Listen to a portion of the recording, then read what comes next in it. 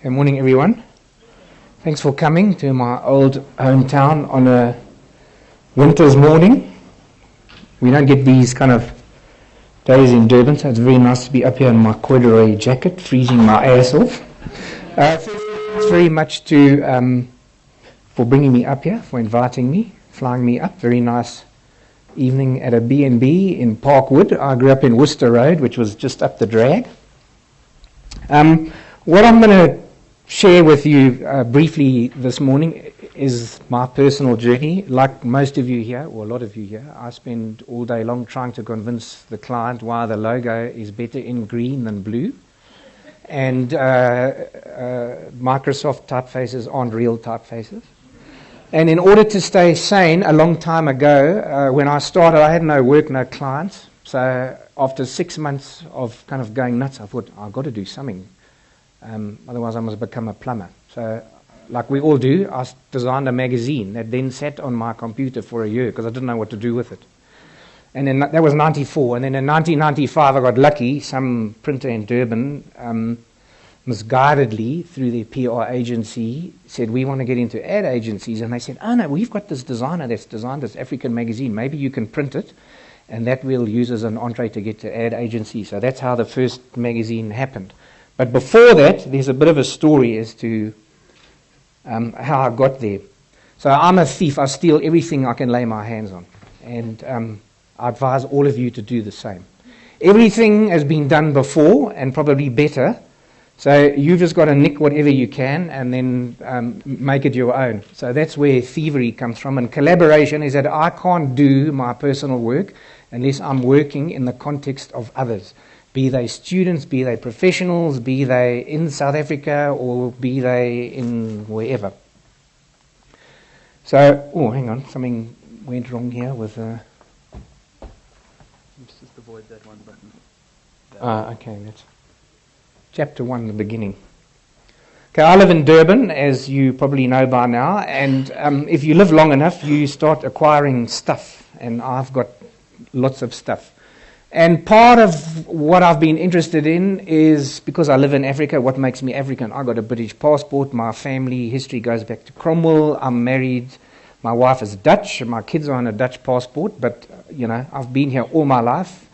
I was born here, I live here, I'll die here. So I like stuff from where I come from. So that's part of my collection of Zulu craft work and my collection of South African photographs. And one day, a long time ago, these are isikwaza, they are Zulu earplugs, and they're made out of 1950s Mali floor tiles that only came in those colors.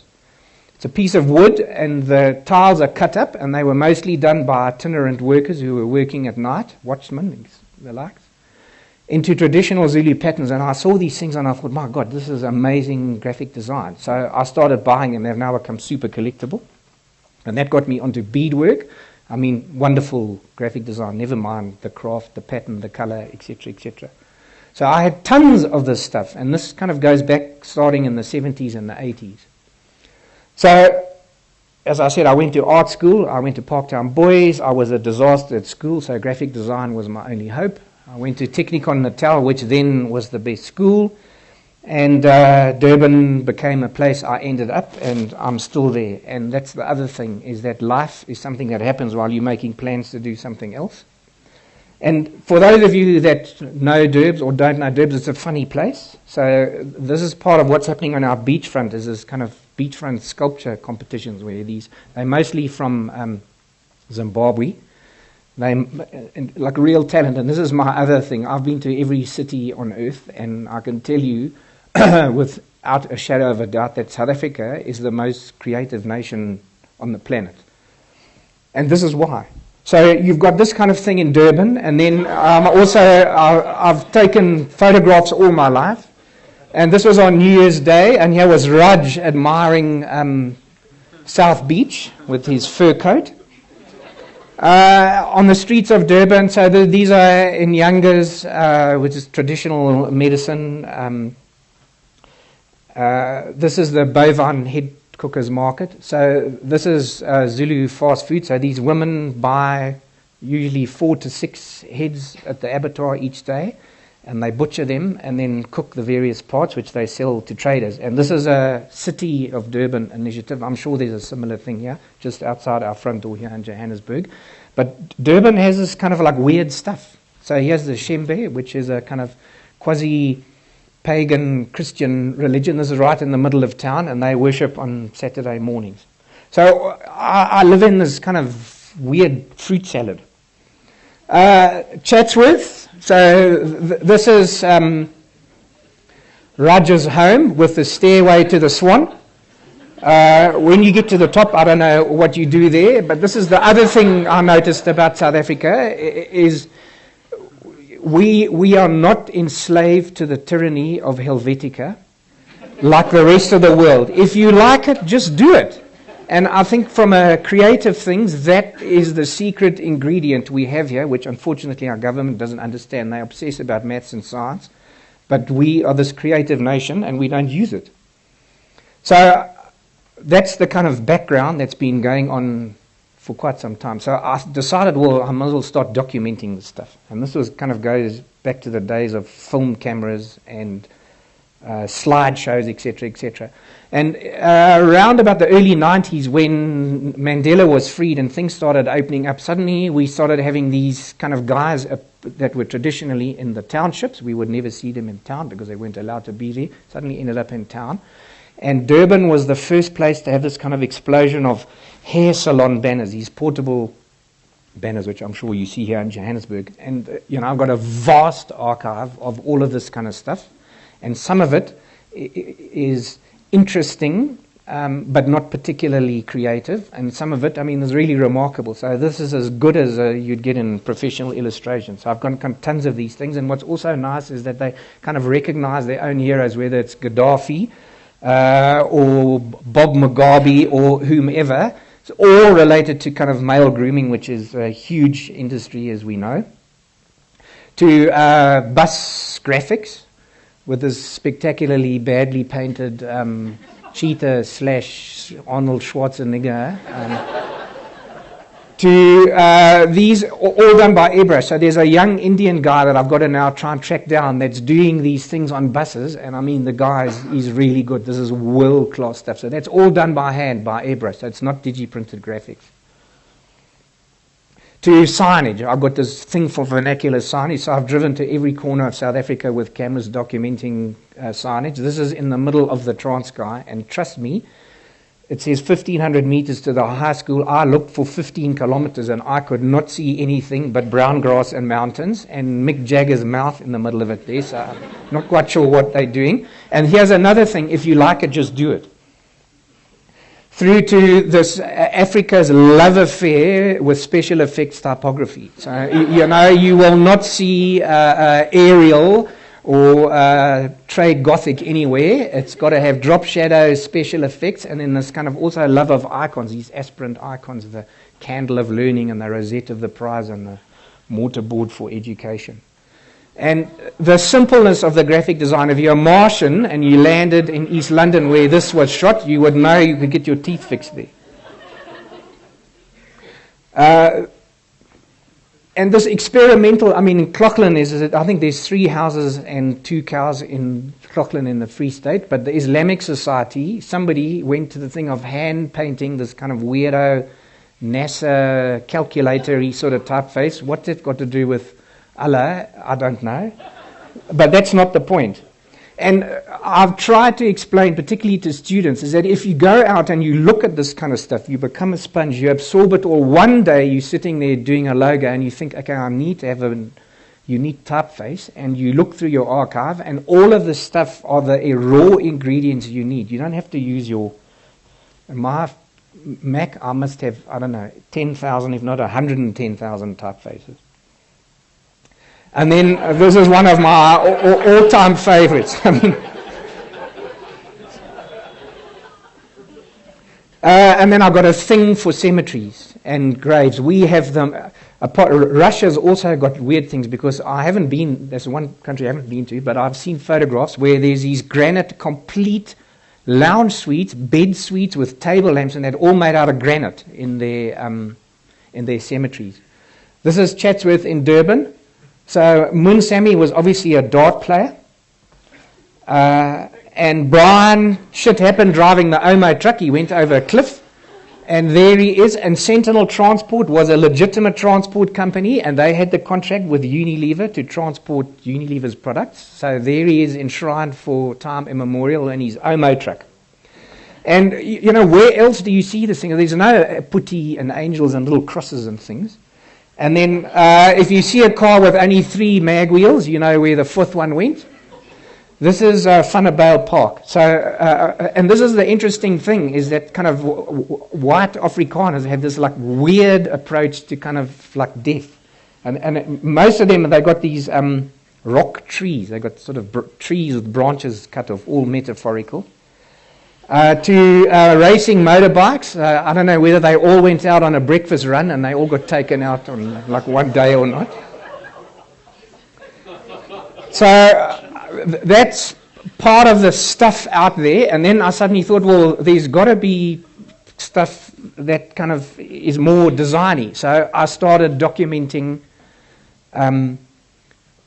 design in the kind of form of consumer products. So, I mean, this is also amazing graphic design. So this Muti, God knows what's in it, but it fixes all of those things. So if you have a cup in the morning, a little teaspoon of it there, it's going to fix all the parts of you that don't work. Heart and nerve tonic. I mean, what an amazing name for a medicine. And then because I live in Durban, so you've got Hindu and Tamil culture, and there's this amazing color. I don't know how they print this stuff, but it has this kind of fluorescent ink. It really jumps off the page.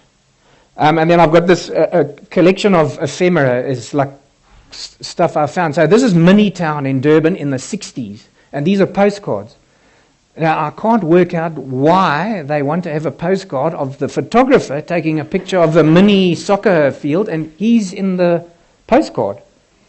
Minitown's still there. So if you come to Durban, you've got kids, you must take them to Minitown because kids love it. It's got Mankey. It was much better in the 60s. There's the Durban Drive-In. And then, I don't know if you've got these up here, I'm sure you do, is make your dick big and long and what have you. All of these cure-alls. So they've got these guys that can fix anything.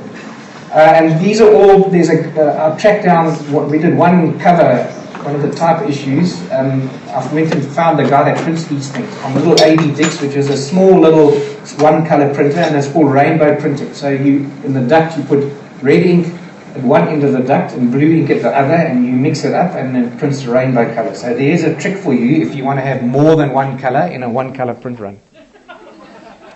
Okay, and then I also collect photographs. So these are traditional coming-of-age photographs of, in this particular instance, a Zulu woman, which are now very un-PC. So this has become very politically incorrect for both traditional peoples and ourselves, and they're very hard to find. I went and tracked down all the Indian photo salons I could find up the north coast to get this stuff. So here, coming of age, they'd be given money. So there's the old brown notes. I think they were they 20 rands or 2 rands? I don't know, I've forgotten. So these are all sort of about the 80s. And then also found photographs. Now, I'm a product of the South African Defence Force defending you from the total onslaught in the 70s. And this guy had got his cassette tape machine, which was the iPad of its day, and very proudly had his portrait taken. Okay, so using all this stuff. So I had all of this kind of stuff now, and I had to do something with it. And this was a big collection I've got of traditional Pondo men. So this will be a series of photographs I've got from the 1870s, and this was about, I think it was 1989, 1990. I did an annual report for a Durban clothing company that were very high-end. They made clothing for the chains.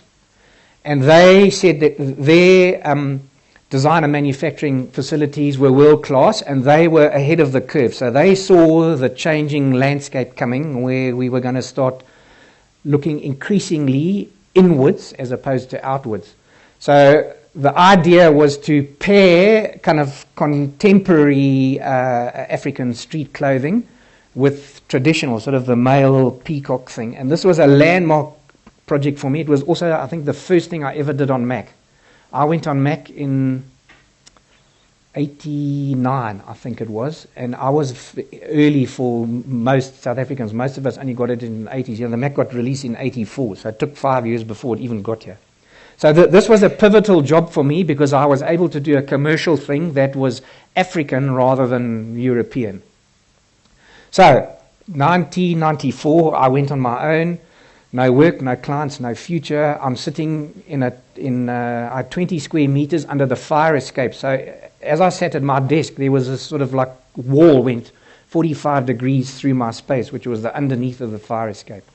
And I was going to change the world. Is that Unilever were going to come to me and they were going to say they want me to do their packaging because they wanted to have world-class packaging. And as we all know, that doesn't happen. So 6 months I sat there, literally hanging on for dear life. So I thought I've got to do something.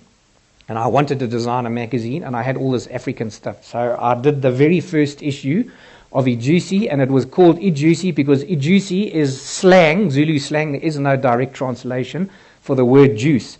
And I discovered I couldn't use juice because Scope magazine, that some of you may remember, used to have an insert called Juice. And it was an insert, and it had all these chickie boos in bikinis with drippy fannies. So they would get onto the beach with a bikini, and they would get covered in water, and they would sit like this looking at the camera, and they have all this water coming down from their fannies, and it was called Juice. And I thought, well, they're bigger than me and the connotation, so I better make it Zulu. So it became Ijusi. This was 1994. And the sort of, that's not really the logo, but I was very interested in indigenous iconographies, designing my own versions, and that's kind of one of the things that sort of like appeared and sort of started being used, and it's kind of stuck around. So there was the very first one. And then I also learnt another thing about indigenous culture, is that I could not get academics to agree on the spelling of Ijusi. So I went to the university and they said it's I-Juse, and then eventually we realized actually no, it was incorrect. It should be I-Jusi. So this was the very first issue, and I made it A3 so that it was big. And it was only 2 colors because it was cheaper to print than 4 colors. And on the cover is a bunny chow. If you go to Durban, you must have a bunny chow, but you've got to be careful where you get a bunny chow from because some of them might have monkey in it as opposed to beef or lamb. Bunny chows are half a loaf of bread filled with curry. And this was, okay, so there's my earplugs. There was Siobhan who wrote the copy for the thing. She faxed me the copy, and I thought, well, it's too much of a pain in the arse to retype the whole thing, so I just scanned the fax and stuck it in there.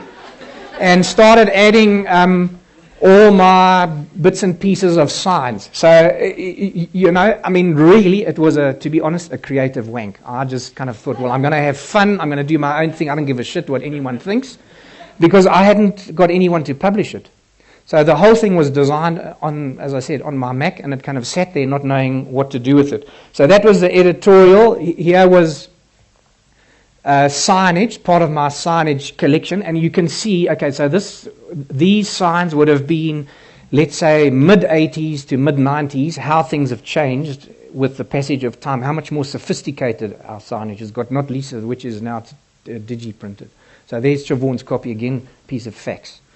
And then this was another collection that I had. I was given an album by a Durban street photographer that was the first time I'd seen this. So he would go to taxi ranks, take your portrait there, and then you would choose from a photo album these background filters of these kind of weird different things. And I was fascinated by, you know, putting your daughter on a lemon twist tin or you know, in the kind of like hands of God. And there's sort of, I mean, that's hardly Zulu. And, How was he doing that? Well, it's a double, so he takes your picture and then he goes to the 1 hour photo lab, and it's a filter thing. So when they produce the physical print, they somehow take the negative of your portrait and marry it with this filter of the background that you've chosen, make a postcard print, and $5 you collect it the next day. You get your picture or your, on this like bizarre motorbike. It's non-digital. Non-digital, it's analog. Yeah. So this is like truly bizarre. So in other words, you went to a photo shop. Yeah, exactly.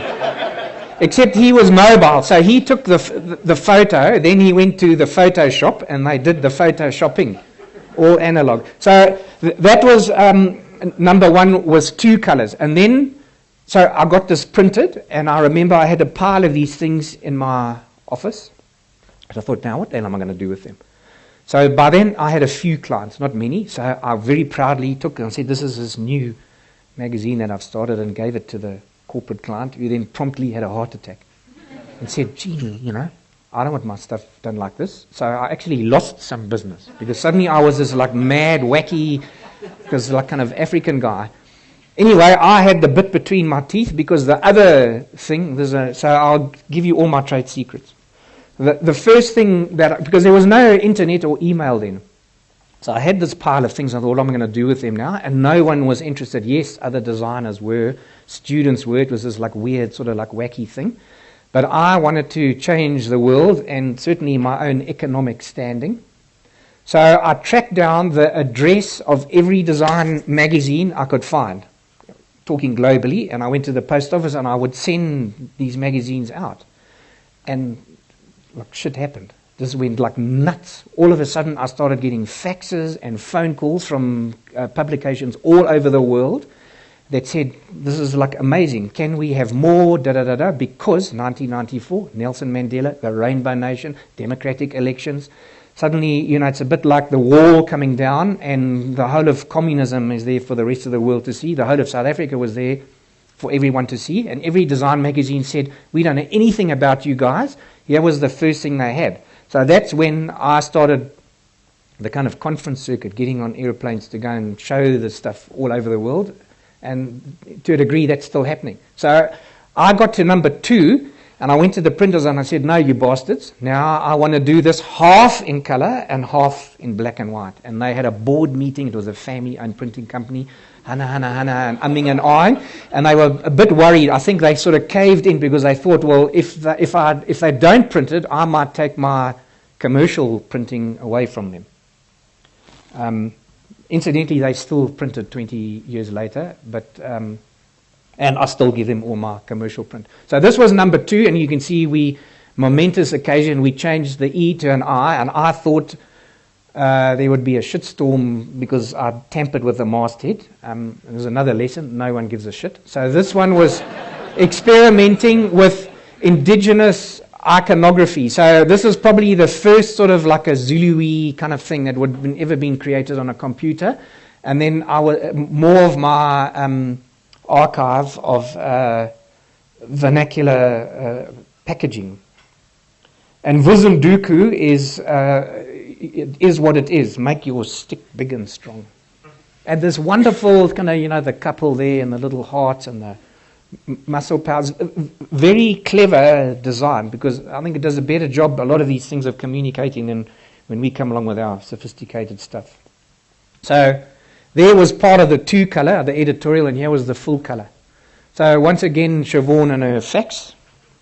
And then sitting in front of Durban's aquarium, which is no more, I discovered this guy sitting over here with tomato boxes and a blow lamp. So he would blow lamp the piece of wood off the tomato box, make it black, and then with a standing knife would scrape through to create the illustration, and he would sell them to tourists. And what intrigued me here, so you've got King Goodwill's Velatini, and then you've kind of like got, Jesus and the Sacred Heart to a lion chasing an impala, kind of a domestic scene, warthogs, a gnu.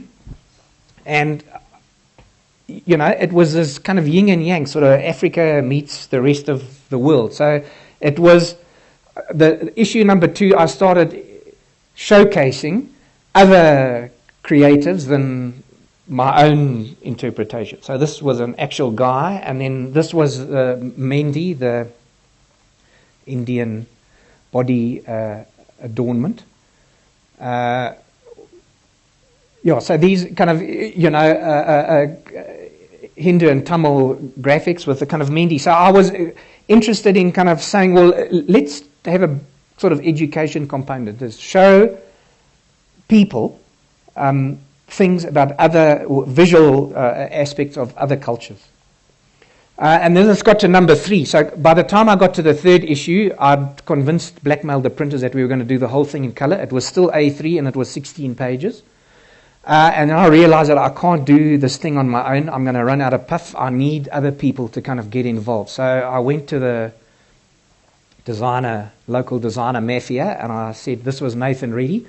Guys, you interested? And this was the first opportunity and probably the first project that most of my fellow designers had ever experimented with their own personal take on what it means to be African. So there was the front and back cover of issue number 3, was Nathan Reedy. There was the editorial, so you can see already the kind of language of how the magazine was looking, was kind of starting to change. And to this day, I make no claim for being an expert on anything. This is what the thing ends up looking like, because that's how I ended up making it look. So this is South African graphic design now, which a lot of the international people thought, well, if they come out to South Africa, this is what they're going to see. And this, pure experimentation with this kind of like, as I said, it's a huge wank, having fun, it's masturbation. Very enjoyable, I have to say. This was Roy Klukas too. The first time Roy and Graham Taylor to design heavyweights. The first time they'd ever kind of done anything like this. So suddenly there was an opportunity for designers that were interested to have fun and see it in print. And it was around about this issue that some designers have done every single issue ever since. It's their once a year wank. This was number 4. So it's kind of like more graphics, and this was also interesting because this was the first time that I was approached by people that had stuff they thought was relevant, which I'll get to now. So there's the editorial. So this was when David Carson was king. So Carson had graphic design by the scruff of the neck, and everyone was kind of doing a la David Carson. So some of you might be looking a bit blank, who's David Carson? Well, there's your project to research. And I'd had this, there was a sort of garage band music explosion in Durban. There was a garage band music explosion in Durban, and I documented all of these posters, and I found a designer, and I said to him, here's all of the posters, you into this whole kind of music thing, so you design the spread. So he did the spreads, I think there was a couple of spreads on this kind of music poster explosion, did the research, wrote the article. And then this was a photographer that came to me and said, I've taken these photographs at a traditional opening of a school in a northern KwaZulu tribal area near Mozambique. And at the opening of the school, she'd taken all of these photographs, and I looked at these things and I thought, well, this is kind of like amazing. So it was a collaborative thing. She gave me the photographs, and then we did the kind of spreads using snuff graphics. And since then, this was Angela Shaw, I've had lots of people come with stuff. So that got up to number 4. So I realized then to sustain this thing is that it had to have some sort of a business model. It's non-commercial. So this magazine is free. I personally pay for the cost of printing it.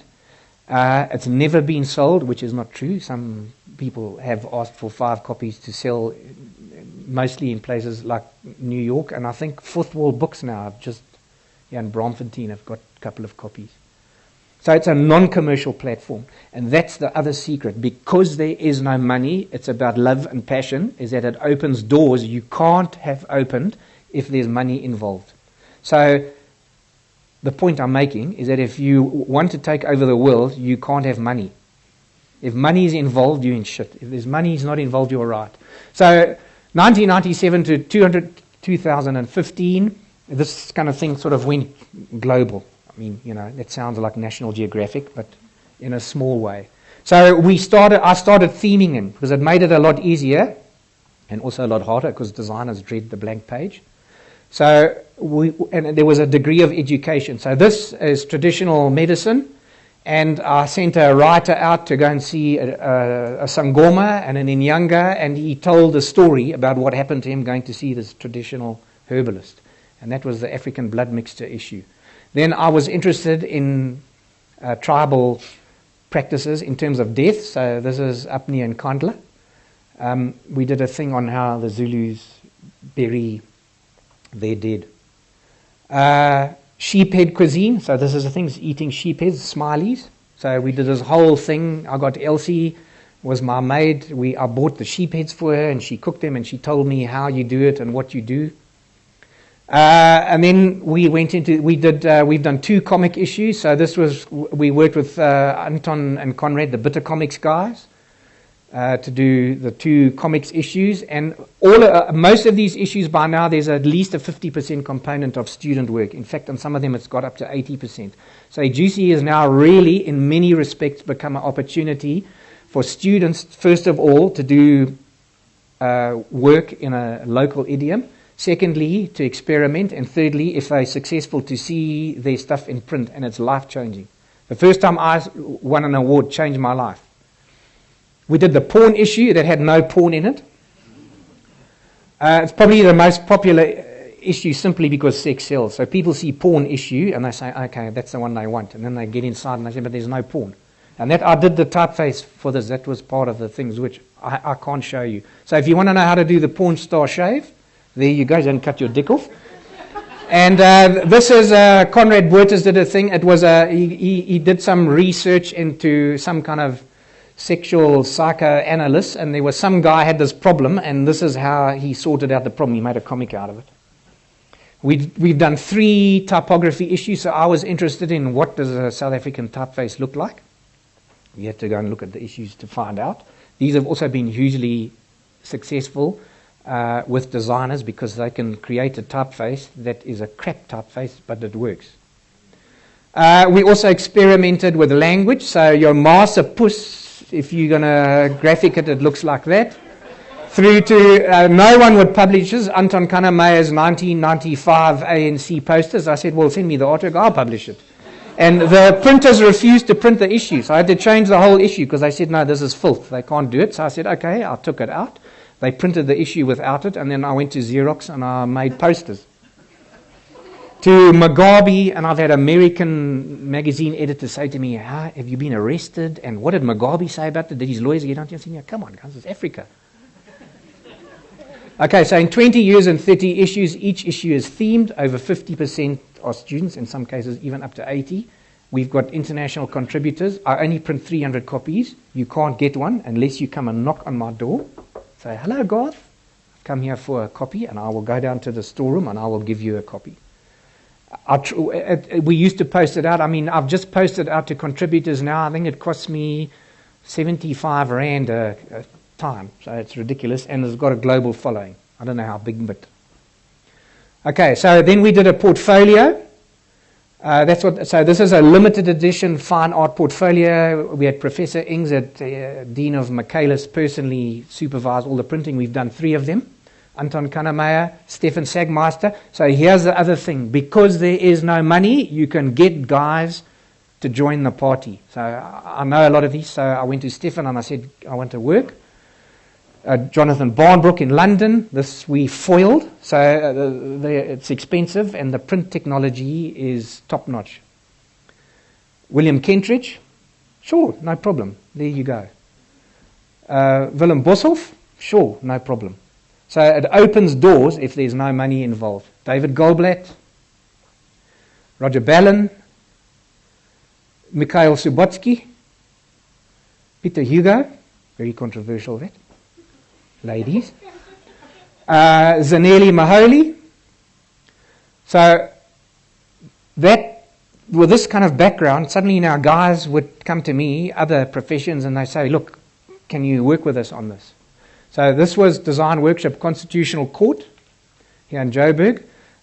They wanted a typeface for the signage. They didn't want Helvetica. So they had 10,000 Rand as a budget. I said, I can't do anything for 10,000 Rand. That paid for the airfare and the car hire. I came up here And I didn't know what I was going to do. I documented all the signage I could find in the court prisons. And that's what I documented. Then I copied the letters to make a uni font. So, and this is a whole story. I can explain why. I mean, it's a crap typeface, but it's authentic. It's based on the lettering on the site. And there it is on the facade of the Constitutional Court. Then 2010, so Durban City Architects came and said, we've got this amazing new stadium, which is going to bankrupt us, but it's beside the point. And they've done these tunnels under the highway that links the beachfront here with the stadium there. And they wanted something in the tunnels to make the tunnel an experience. So what can we do? So I said, geez, I don't know.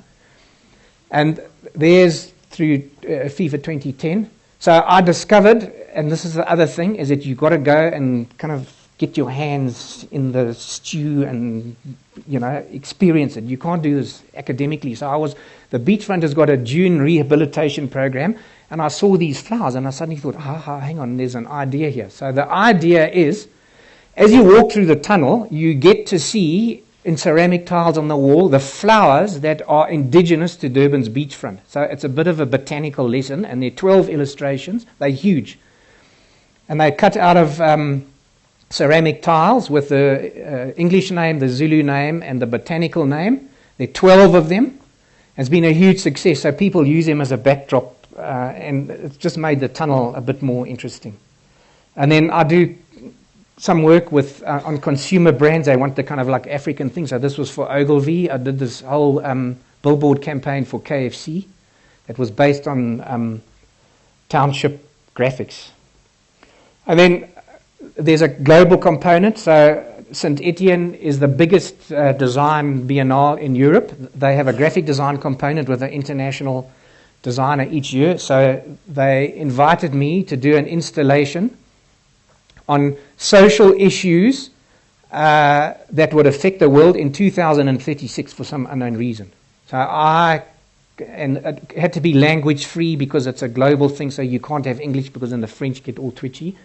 So I did a whole lot of things about the war on terror, AIDS, Africa's dependency on China. So this was the metaphor for AIDS. And then I did this wallpaper with the dicks and, the positive, negative, and drugs and what have you. They had a complete freak out. So this whole exhibition in France, Égalité, Liberté, etc., had a sign here that said something about children under 18 must be accompanied by an adult. I kid you not.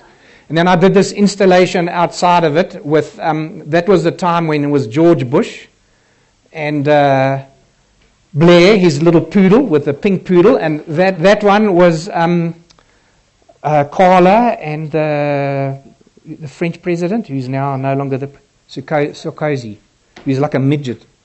So and they told me that it had Sarkozy's picture there, and the organizer said to me, "Take the picture down because we will be sued." So I had to put the flag there. So I got my revenge with the Ken and Barbie doll. And then when Nelson Mandela died, there was this flood of every man all over the world suddenly wanted to do a Nelson Mandela tribute. So I had to kind of do all these Nelson Mandela things. This was a thing in Sweden, Saint or Sinner, with Hitler and Mandela. I'm old enough to be part of the things where Mandela was a sinner and Hitler was a saint. And how many ways can you do Madiba? So incidentally, I got the same birthday as him. Or he has a me. Mandela on a tea tray. So, it's kind of like fun stuff there to kind of like vector graphics. We're nearly there. And then design is a boys' club. So I'm looking here, and we no different to anyone else. Graphic design is white males, too few women, too few designers of color, and that's a global thing.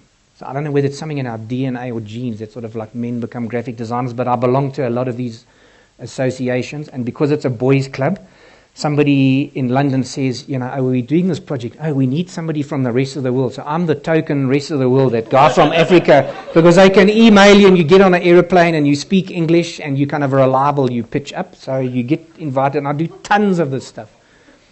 So there was an exhibition of typographic football chants. I mean, these weird topics. So there was a guy in London that did an exhibition on football chants, typographic posters.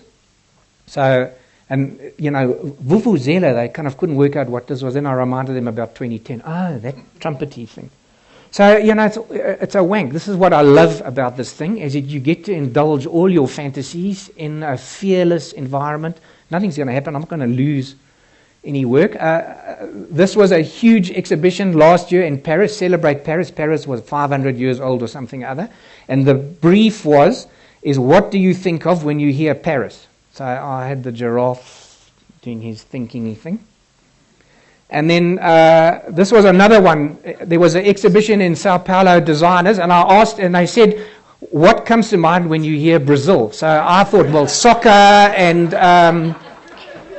music. And I asked, and everyone I asked who said, no, the Brazilian shave, which technically is not correct, because I'm told by ladies who know these things that a proper Brazilian is it's all gone. It's not just a bit of fluff in the middle. And then this was in Seoul. Who's the famous woman architect? Zaha Hadid has just designed a museum in Seoul, a design museum, the most amazing museum on earth, blah, blah, blah, fish-based. And they came to me and they said, we want a poster, but you can't have any language in it because it's got to be da-da-da-da-da. So I went back to my roots, constructivist. And this was Senzo, who's the security. This is another African story. So Senzo, this guy here doing the shouting, like El Lizitsky and Rodchenko. And DDP is the name of the museum, the Something Design Museum. Senzo posed for me. We did the photograph together. And Senzo was stabbed to death about 6 months ago. On a Saturday morning, he was driving his mate to go to the local spaza, and the mate was a learner driver, and the mate crashed into a car of bandits. And there was an altercation over this little minor traffic incident, and Senzo got stabbed. So he leaves a wife and 4 children. So he's immortalized in Seoul. And then to end on, this was a thing that I was asked to do for Benetton. On small canvases, a very simple thing, and I didn't know what to do. And I've always had this kind of thing about goats and wildebeests and sort of weird things. Anyway, it's a good note to end on. So, questions and discussion. Over to you, or we can call it a day.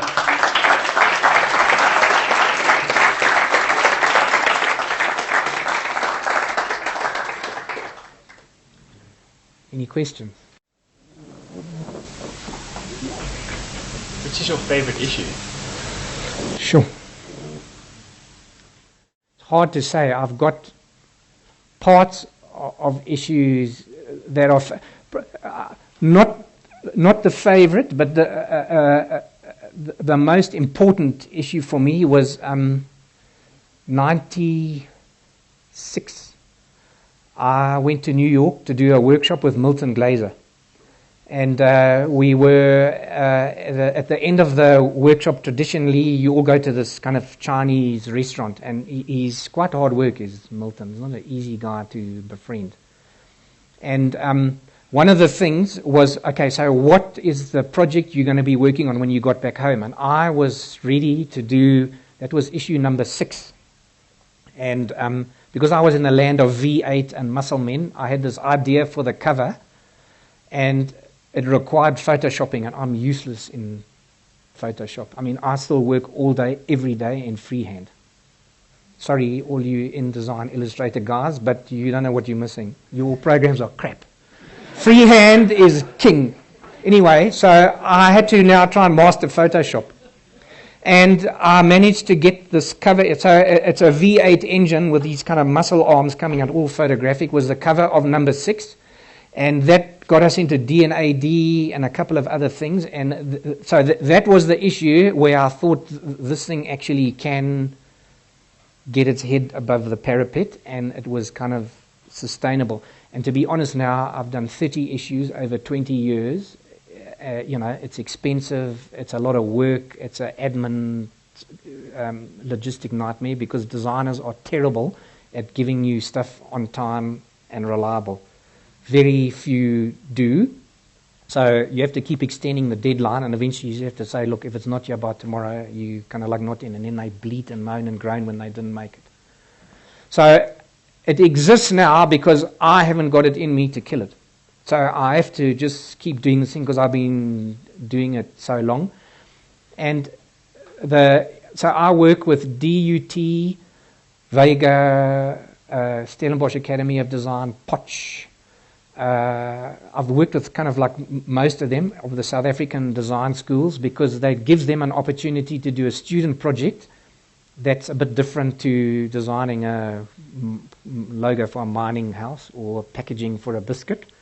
And it kind of gets printed at the end. So there's an educational component, and to be honest, to be pragmatic, it means that I got access to 100 little designers that are all going to do a pencil drawing on Pretoria, which is the latest one, which is also quite interesting. It's the most difficult theme ever. I was approached by somebody that does our website, and he said, I want to do a Pretoria issue. I said, Pretoria? What do you want to do? Pretoria? So I said, okay, look, I'll do Pretoria, but I want to do a drawing issue. So the whole thing's hand-drawn. And professional and student designers really struggled. That was a huge problem to get people, because they said, like, what can I say about Pretoria? Which is not true, because it's a very interesting city, Pretoria. And it's subversive. There's all kinds of things going on in Pretoria that you don't expect to happen in Pretoria. So the themes, and I quite like them to be challenging.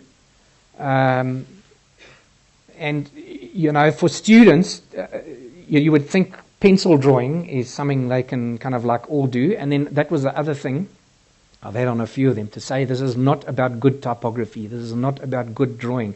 This is not about good design. It's about ideas. And the Pretoria one, I said, you know, I don't care if the drawing's bad, and some of the drawing that we published is bad, but the ideas are what it's about, which gets back to what we all sit in the room for. We ideas people. The execution's piss willy. You can go onto the internet. I mean, I was just talking to Ross earlier. I was approached by a brand consultant. My worst. To say, she worked for something other now, had 2.4 kids, and her husband's doing quite well, so she's a brand consultant. So the client wanted to change the logo. So I said, well, why do they want to change the logo? So she said, well, you know, they bought it on the internet. I said, how do you mean they bought it on the internet? No, 10 years ago, they went onto the internet, onto one of these websites, and you fill in a whole lot of things, and then ping, it gives you a page of logos, and you choose the one you want, and you pay $250, I think she said. So the point I'm making is that ideas don't exist on websites. Ideas are here. The execution is the easy peasy.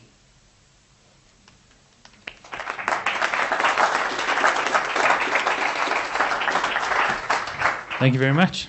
Thank you. I suppose we should do one more question. I'm being greedy here, but we're running 10 minutes over. So if you guys don't mind, we can ask one more question. Who's got a brilliant question? Just curious of the time you spend between your personal projects and Ijusi and commercial work. This is about 1%. You know, it's a once-a-year thing, so effectively it's very unscientific. So, you know, I've got mailing lists, but I don't have a mailing. Basically, it's email. So your email goes into a folder that says Ijusi number 30, and if your email's in there, I'm in contact with you. If you're not in that folder, I don't have contact with you. You can't get it. It's very unscientific. It's not organized. It's a complete logistical disaster, but it works. That's why it works. So my advice is, if you want something, make sure you can't get it. So women will tell you that's the only way to get the guy, is you just deny, and he's hot to trot. And it's the same with this thing. I mean, it's amazing. It's kind of bizarre, is that we all lemmings. We all leap over the cliff together. But no, I do personal work. I do outside of. I work alone because I've got this vast network now. I had 3 offices and 36 people, and I'm tired of all that shit, labor and contracts and lawyers. And, you know, designers, when they're your best friend, is great. But the minute they decide there's a better offer somewhere else, everything that's wrong in their lives is your fault. And I'm tired of that. And I've got 3 kids now. I've got to pay school fees. I'm over all of that. I just want to be small, under the radar, do my own thing. And so, I travel everywhere with cameras. I take photographs all day long. I've got 100 million photographs on our archive. Creativity is a muscle. And if you don't exercise it withers. So the more you do, the better you get. It's like Gary Player says, the more I practice, the more lucky I get. It's the same with design. The more you do it, if you're an idea factory, you're an idea factory, and you've got to keep the factory going, otherwise it stagnates. So I'm always doing personal work, but not at the expense of commercial work. Look, I live in Durban. It's not the world centre of business, eh? So I have plenty times I'm thinking, well, I got no work, so what am I going to do? And, do this stuff. And there's always some kind of a, as I said, the token rest of the world. So I'm going to Switzerland next month to a conference, and, there's a poster, so they want a poster on coexistence, all these lofty themes. So I know everyone's going to do, black and white and yin and yang, and we coexist in harmony and cultures and all that sort of stuff. And I'm not interested in it. I want to do something different. So a lot of the time is spent thinking about, how can you do a poster for coexistence or Brazil or France or whatever that isn't what everyone else is doing. Because, we're a competitive industry. Eh? You're up against all the heavy hitters. And when, you walk into the Museum of Modern Art metaphor, and there are all these kind of posters up there. You don't want to stand in front of your own thing. Oh shit, let this world down. There's these O's from South Africa. The Chinese, there's a gazillion of them in design now, and most of their work is crap. But because it's Chinese, you don't know. And the organizations that I belong to have suddenly learnt now that they've actually been conned. Because, designers are sharp, eh? There's no flies on us, and the competition is tough, particularly from the Far East. So Korea is a machine. In Korea, there's Book City. It's an entire city on the outskirts of Seoul that was built from scratch. Own transport system, factories, residential loft apartments, its own bus service, its own restaurants, cafes, everything dedicated solely to book publishing. It's huge. I've been there. I mean, this is what you're up against. And this is what we as South Africans don't realize, is that we're part of a global network now, and we do have talent, and we are world class. But for how much longer, I don't know. So the Koreans, the Chinese, Japanese are very sophisticated, so they've got the best blend of Japanese culture and international design culture. We missed the opportunity 20 years ago. We had an opportunity to really change the world design-wise, but we didn't.